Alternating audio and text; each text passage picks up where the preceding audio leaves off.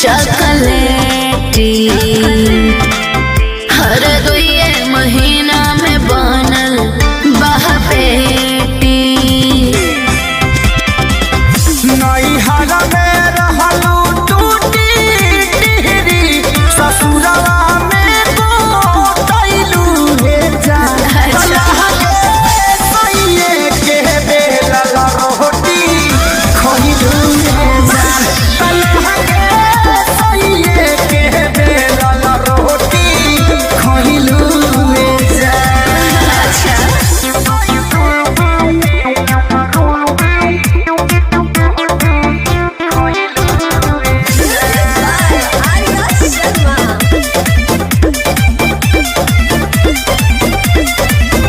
कह